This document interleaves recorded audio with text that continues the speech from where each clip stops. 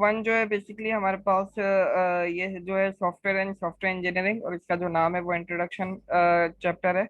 तो इस introduction chapter के अंदर जो है हम बेसिकली हमने इसके अंदर क्या चीजें देखी थी उसको हम यहाँ पर एक क्विक रिव्यू करवा रहा हूँ। मैं बहुत डिटेल के अंदर अब यहाँ पर आपसे बात नहीं करूंगा।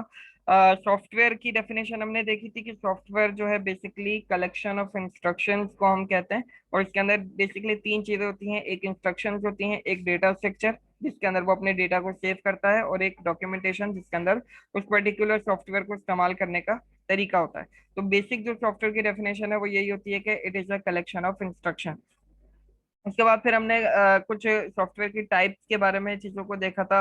सॉफ्टवेयर कहाँ कहाँ इस्तेमाल किए जाते हैं इनको हमने देखा था। सॉफ्टवेयर मतलब system software, application software, embedded software वगैरह वगैरह, इन तमाम चीजों को हमने डिस्कस किया था। सॉफ्टवेयर इंजीनियरिंग की जो डेफिनेशन हमारे पास थी वो बेसिकली हमारे पास क्या थी कि सॉफ्टवेयर इंजीनियरिंग इंजीनियरिंग की डेफिनेशन जो मैंने आपको बताई थी वो ये थी कि किसी भी चीज को बनाने के लिए अगर हम कोई सिस्टमेटिक अप्रोच का इस्तेमाल कर रहे हैं तो वो इंजीनियरिंग कहलाती है। तो सॉफ्टवेयर इंजीनियरिंग बेसिकली क्या होगी? सॉफ्टवेयर को डेवलप करने के लिए अगर कोई सिस्टमेटिक अप्रोच का इस्तेमाल किया जा रहा है तो वो सॉफ्टवेयर इंजीनियरिंग कहलाती है। फिर उसके बाद हमने यहाँ पर सॉफ्टवेयर और हार्डवेयर के डिफरेंसेस को देखा था। इसमें भी एक इम्पॉर्टेंट चीज यहाँ पर मैंने आपको पॉइंट बताया था। वो पॉइंट कौन सा था? ये जो लास्ट में लिखा हुआ है कि hardware wear out with time. Wear out का मतलब क्या था? कि हार्डवेयर जो है टाइम के साथ खराब हो जाता है। सॉफ्टवेयर जो है खराब नहीं होता बल्कि वो डिटेरियोरेट हो जाता है। यानी डिटेरियोरेट का मतलब होता है चेंज होना with respect to time. Change वो क्यों होता है इसके बारे में भी हमने बात की थी कि वो जो रिक्वायरमेंट चेंज आने की वजह से आपका सॉफ्टवेयर जो है वो टाइम टू टाइम चेंज हो जाता है। फिर इसके बाद हमने कुछ FAQs देखे थे, फ्रीक्वेंटली आस्क्ड क्वेश्चन जो सॉफ्टवेयर इंजीनियरिंग से रिलेटेड पूछे जाते हैं। इसके बाद हमने देखा था कि प्रोसेस क्या होता है। तो software process is a collection of activities. ये इसकी डेफिनेशन थी सॉफ्टवेयर प्रोसेस की, कि collection of activities is known as software process. और पांच एक्टिविटीज हमने देखी थी हर सॉफ्टवेयर प्रोसेस के अंदर होती हैं। पहली है कम्युनिकेशन, प्लानिंग, मॉडलिंग, कंस्ट्रक्शन और डिप्लॉयमेंट। कम्युनिकेशन के अंदर आप यूजर से जो है रिक्वायरमेंट गेट करते हैं। प्लानिंग में आप इसको प्लान करते हैं। मॉडलिंग के अंदर आप इसका एक मैप, रोड मैप बनाते हैं कि वो किस तरीके से दिखेगा। कंस्ट्रक्शन में आप एक्चुअल कोडिंग और टेस्टिंग वगैरह करते हैं। और डिप्लॉयमेंट के अंदर आप अपनी प्रोडक्ट को जो है बनाने के बाद डिलीवर करते हैं। तो ये फेजेस, ये एक्टिविटीज या इन प्रोसेसेस को हम डिटेल से समझ चुके हैं क्लास के अंदर। उसके बाद हमने एक दो मिथ्स को भी देखा था। मिथ बेसिकली आपके पास क्या होते हैं? वो ऐसी बातें जो एक्चुअल में आपको सच लग रही हों लेकिन वो एक्चुअल में सच नहीं होती हैं, वो बिल्कुल गलत होती है, जिसकी वजह से आपका सॉफ्टवेयर जो है वो बिल्कुल खराब स्टेट के अंदर चला जाता है। तो ये सॉफ्टवेयर मिथ के ऊपर जो है हमारा चैप्टर नंबर 1 जो है कंप्लीट हो चुका है। और यहाँ पर जो है इसकी स्लाइड्स मैं आपको प्रोवाइड कर दूंगा ताकि आप इसको और ज्यादा डिटेल से अपने पास समझ सकें। ठीक है, उसके बाद फिर यहाँ पर हमारे पास चीज आती है चैप्टर नंबर 2। चैप्टर नंबर 2 को मैं शेयर करता हूँ यहाँ पर। चैप्टर नंबर 2, चैप्टर नंबर 2 जो है बेसिकली हमारे पास है प्रोसेस मॉडल्स के बारे में। ठीक है, अब प्रोसेस मॉडल बेसिकली क्या होते हैं? फ्रेमवर्क ऑफ एक्टिविटीज, ये तो हमारे पास सॉफ्टवेयर प्रोसेस की डेफिनेशन लिखी हुई आ रही है कि जो एक्टिविटीज हमारे पास होती हैं वो फ्रेमवर्क भी आप इसको कह सकते हैं या आप इसको सॉफ्टवेयर प्रोसेस कहते हैं। ठीक है, अब इसके अंदर हमने एक चीज और देखी थी, प्रोसेस फ्लो। चार तरह के प्रोसेस फ्लो हमने देखे थे। पहला वाला जो है लीनियर प्रोसेस फ्लो।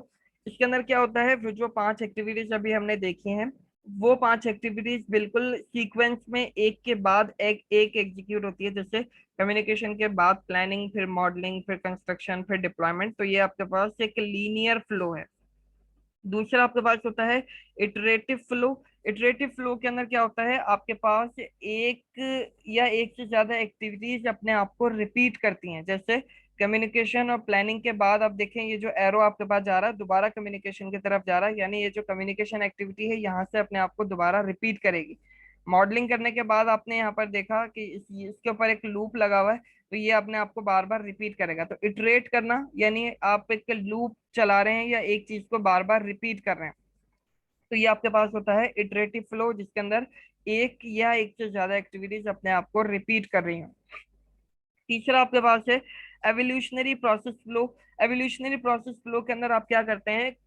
अपनी प्रोडक्ट को कुछ पार्ट्स के अंदर डिवाइड कर देते हैं, या अपने सॉफ्टवेयर को आप कुछ पार्ट्स के अंदर डिवाइड कर देते हैं, और ये जो आपके पास एक्टिविटीज हैं, हर पार्ट के लिए आप अलग से इन एक्टिविटीज को एग्जीक्यूट करते हैं। मिसाल ले लें कि आपने अपने सॉफ्टवेयर को 3 हिस्सों में डिवाइड कर दिया है। अब आप पहले हिस्से के लिए कम्युनिकेशन करेंगे, प्लानिंग करेंगे, मॉडलिंग करेंगे, कंस्ट्रक्शन और डिप्लॉयमेंट, और वो जो पहला हिस्सा आपने बना लिया है सॉफ्टवेयर का, उसको आप डिलीवर कर देंगे।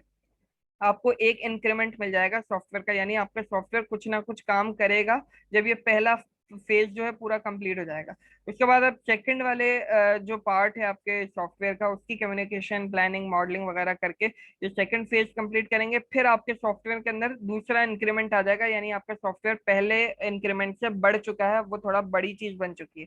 इस तरीके से आप इंक्रीमेंट्स को बढ़ाते जाएंगे और ये फेजेस आपके पास चलते रहेंगे। एवोल्यूशनरी प्रोसेस फ्लो के अंदर आप इस तरीके से एक सर्किल के अंदर काम कर रहे होते हैं, सर्कुलर मैनर के अंदर ये एवोल्यूशनरी प्रोसेस फ्लो जो है काम करता है। और हर फेज कंप्लीट होने के बाद आपके पास कुछ ना कुछ प्रोडक्ट हाथ में आ जाती है एवोल्यूशनरी के केस के अंदर। चौथा जो प्रोसेस फ्लो हमने देखा था वो था parallel process flow. Parallel process flow के अंदर क्या होता है, एक या एक से ज्यादा एक्टिविटीज एक ही वक्त के अंदर काम कर रही होती हैं। जैसे जब आपने कम्युनिकेशन की तो उस वक्त ही आपने सॉरी कम्युनिकेशन और प्लानिंग की, जब आप प्लानिंग कर रहे हैं उस वक्त आपने फिर मॉडलिंग भी यहाँ पर साथ साथ शुरू कर दी। और जिस वक्त आपके पास मॉडलिंग आधी हो चुकी थी उसके बाद आपने यहाँ पर कंस्ट्रक्शन को भी शुरू कर दिया है, और इस तरीके से आगे चलता रहेगा। तो पैरेलल प्रोसेस फ्लो बेसिकली क्या होता है कि इसके अंदर एक या एक से ज्यादा एक्टिविटीज साइमल्टेनियसली एक ही वक्त के अंदर काम कर रही होती हैं, उसको हम कहते हैं पैरेलल प्रोसेस फ्लो। इन चारों प्रोसेस फ्लो को समझना बहुत ज्यादा जरूरी है, क्योंकि आगे जो हम मॉडल्स पढ़ने वाले हैं उन मॉडल्स के अंदर इन फ्लोज का ही काम है तकरीबन। तो आपको पता होना चाहिए कि लीनियर जो है लीनियर फैशन में काम करता है, इसके अंदर कोई भी चीज रिपीट या दोबारा से नहीं एग्जीक्यूट होती है। इटरेटिव फ्लो के अंदर एक या एक से ज्यादा एक्टिविटीज अपने आप को रिपीट करती हैं।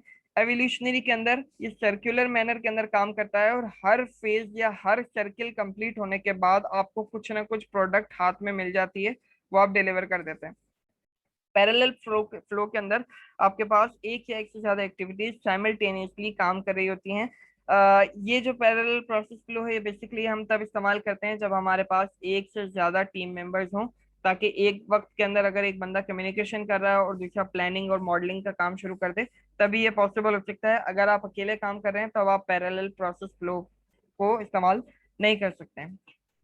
तो होपफुली ये प्रोसेस फ्लो जो है हम बहुत डिटेल से क्लास में भी डिस्कस कर चुके हैं, आपको इसमें कोई प्रॉब्लम होनी नहीं चाहिए। इनकी डेफिनेशन भी यहाँ पर लिखी हुई हैं, आप इनकी डेफिनेशन को भी देखकर चीज़ों को समझ सकते हैं कि किस तरीके से कौन सी चीज़ काम कर रही है। उसके बाद शुरू करें, यहाँ पर प्रोसेस मॉडल का जो टॉपिक था वो हमने शुरू किया था। तो प्रोसेस मॉडल बेसिकली क्या होता है, देखो प्रोसेस जो है हमारे पास क्या था, कलेक्शन ऑफ एक्टिविटीज। अब यहाँ पर हम बात कर रहे हैं प्रोसेस मॉडल की। प्रोसेस क्या है, कलेक्शन ऑफ एक्टिविटीज। मॉडल क्या है, उन एक्टिविटीज का समझ लीजिए कि एक simplified representation of a software.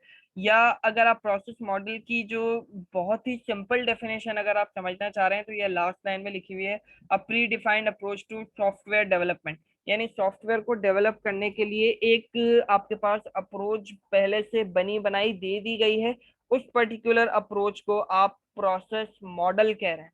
ठीक है, तो बेसिकली प्रोसेस मॉडल की जो डेफिनेशन है वो यही है कि एक बनी बनाई अप्रोच आपको दे दी गई है, उस अप्रोच का इस्तेमाल करके आप अपने सॉफ्टवेयर को अगर डेवलप कर रहे हैं तो इसका मतलब ये है कि आप एक प्रोसेस मॉडल का इस्तेमाल कर रहे हैं।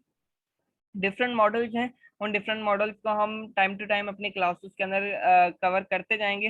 पहला मॉडल जो हमने डिस्कस किया था वो हमने डिस्कस किया था वाटरफॉल मॉडल। तो वाटरफॉल मॉडल जो है कि पुराना हमारे पास मॉडल है सॉफ्टवेयर डेवलपमेंट में या सॉफ्टवेयर इंजीनियरिंग के अंदर, जिसके अंदर ये एक लीनियर फ्लो को इस्तेमाल करता है। लीनियर फ्लो अभी अभी हमने डिस्कस किया है। इसके अंदर क्या होता है कि आपके पास एक एक्टिविटी के बाद दूसरी एक्टिविटी एग्जीक्यूट होती है, दूसरे के बाद तीसरी। आप एक एक्टिविटी से दोबारा पिछली एक्टिविटी की तरफ नहीं जा सकते हैं वाटरफॉल मॉडल के केस के अंदर। तो ये एक लीनियर फ्लो के अंदर काम करता है वाटरफॉल मॉडल। और यहाँ पर इसको हम तब इस्तेमाल करते हैं when requirements are well defined and reasonably stable. कि रिक्वायरमेंट जो है वो वेल डिफाइंड हो और वो स्टेबल हो। आपको ये 100% यकीन होना चाहिए कि रिक्वायरमेंट जो है जब हम डेवलपमेंट कर रहे होंगे या डेवलपमेंट होने के बाद आपकी रिक्वायरमेंट जो चेंज नहीं होंगी, जो कि एक मतलब प्रोफेशनल प्रैक्टिस बिल्कुल भी नहीं है। अब जितने भी सॉफ्टवेयर बन रहे हैं उनके अंदर रिक्वायरमेंट्स आपके पास टाइम टू टाइम चेंज होती रहती हैं। इसीलिए वाटरफॉल मॉडल जो है अब एक पुरानी अप्रोच हो चुकी है। लेकिन जितनी भी नई अप्रोचेज हैं या जितने भी नए मॉडल्स आपके पास अवेलेबल हैं वो तमाम के तमाम वाटरफॉल मॉडल के ऊपर ही बेस कर रहे होते हैं। इसीलिए वाटरफॉल मॉडल को यहाँ पर समझना हमारे लिए जरूरी है। वाटरफॉल मॉडल के अंदर जो एक्टिविटीज हमारे पास है वो वही 5 एक्टिविटीज हैं जो अभी हमने सॉफ्टवेयर प्रोसेस के अंदर देखी थी। कम्युनिकेशन, प्लानिंग, मॉडलिंग, कंस्ट्रक्शन और डिप्लॉयमेंट, और एक के बाद एक एग्जीक्यूट होगी। एक एग्जीक्यूट होते हुए आप दोबारा पिछली एक्टिविटी की तरफ नहीं जा सकते हैं। वाटरफॉल मॉडल को आप तब इस्तेमाल करेंगे जब आपके पास रिक्वायरमेंट जो है वो कम्प्लीटली तौर पर वेल डिफाइंड हो। ठीक है, ये चीजें हम ऑलरेडी डिस्कस कर चुके हैं। वाटरफॉल मॉडल के साथ क्या क्या प्रॉब्लम्स आपके पास आ सकती हैं कि मतलब ये चेंज को सपोर्ट नहीं करता है। Not suitable for accommodating change during development, कि अगर डेवलपमेंट के दौरान आपके पास कोई चेंज आ जाता है तो वाटरफॉल मॉडल इससे सपोर्ट नहीं करता है। और वाटरफॉल मॉडल क्योंकि लीनियर फैशन के अंदर काम करता है, मतलब तो आपको जो प्रोडक्ट मिलेगी, जो आपको डिलीवर होकर प्रोडक्ट मिलेगी वो बिल्कुल आखिर के अंदर जाकर मिलेगी। बहुत ज्यादा लेट आपको प्रोडक्ट मिलेगी। और अगर उसमें कोई एरर वगैरह होंगे तो फिर उसको सॉल्व करना भी फिर बहुत मुश्किल आपके लिए हो सकता है बाद में। तो working software not available till very late, यानी आपको जो वर्किंग सॉफ्टवेयर मिलता है वो बहुत ज्यादा लेट मिलता है। और वाटरफॉल मॉडल जो है ये लार्ज प्रोजेक्ट के लिए बिल्कुल भी सूटेबल नहीं है, क्योंकि ये चेंज को सपोर्ट नहीं करता है। जितना ज्यादा बड़ा प्रोजेक्ट होगा उतने ज्यादा उसमें चेंजेस आने के चांसेस ज्यादा होते हैं। तो इसलिए वाटरफॉल मॉडल जब भी आप काम करेंगे तो आप छोटे प्रोजेक्ट के लिए फिर भी आप वाटरफॉल अप्रोच का इस्तेमाल कर सकते हैं, जहां पर आपको पता हो कि बहुत ज्यादा रिक्वायरमेंट्स में चेंज नहीं आने वाला है। लेकिन बड़े प्रोजेक्ट के लिए वाटरफॉल मॉडल जो है बिल्कुल भी एक अच्छी अप्रोच नहीं है। तो यहाँ तक जो है हम ऑलरेडी डिस्कस कर चुके हैं। यहाँ पर जो है यहाँ तक हम तकरीबन इतनी चीजों को हमने पिछले क्लास में पढ़ा था। अब जो है हमें इंक्रीमेंटल मॉडल को यहाँ पर शुरू करना है। तो यहाँ तक अगर किसी को कोई क्वेश्चन हो तो वो